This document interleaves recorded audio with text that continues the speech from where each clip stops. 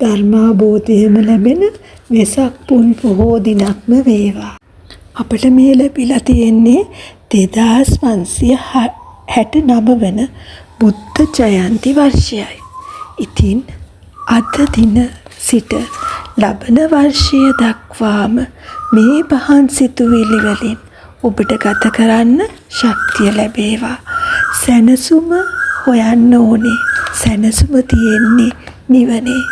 අපිට පුළුවන් මේ හොඳ ධර්මය අහන්න, ධර්ම කරුණු නිතර අහන්න. ඒ කියන්නේ සුණාත තථා ධර්මය දරා ගන්න ඕනේ. ධර්මයේ මතකයේ තියා ගන්න ඕනේ.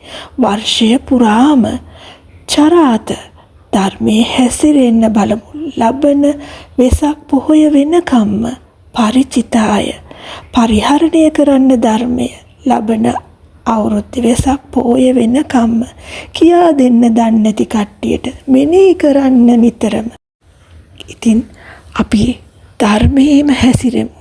සුණාත දහම් කරුණු නිතර මෙනෙහි කරමු. දරාත ධර්මයේ දරාගෙනමු. මතකයේ තියාගෙනමු.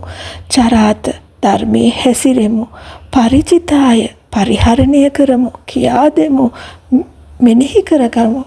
මේ ආරම්භක ධාතුවෙන්ම යමක් කිරීමට පටන් ගන්න වීරියෙන්ම ලබන වසර දෙකම රැඳී සිටිමු. ඊළඟට නික්මන ධාතුවෙන් යමක් කරගෙන යන වීරිය ලැබේවා ඔබට. පරක්කම ධාතුව අවසානයේ ඉලක්කය කරාම යන්න අභිමතාර්ථ ඉටු වෙන්නම මේ කාලය ඔබට හැකි වේවා කියා මම පතනවා. සැනසුම සොයන්න ඕනේ. සැනසුම තියෙන්නේ නිවනේ. කීර්තිය, ලාභය, සත්කාරය තමන් උසස් කරලා අනුන්ව පහත් කරන්නේ නැතුව, තණ්හා භාවයට යටත් වෙන්නේ නැතුව නිතරම අනිත්‍ය, දුක්ඛ, අනාත්ම කියලා සිතිවිලි වල යෙදෙන්න හැමදේම අනිත්‍යයි, දුක්ඛයි, අනාත්මයි කියලා සිතෙන්න හිතාගන්න. කම්මැලිකම නතර කරන්න. මාරයා කොයි වෙලාවෙ පැමිණෙයිද දන්නේ.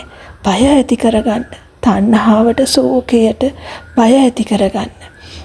ඒ කරලා අපිට පුළුවන් මේ අවුරුද්දේ පින් සිතුවිලි වඩන්න. වෙන කිසිම දෙයක් කරන්න ඕනේ. තෙරුවන් සරණ යන්න ඕනේ.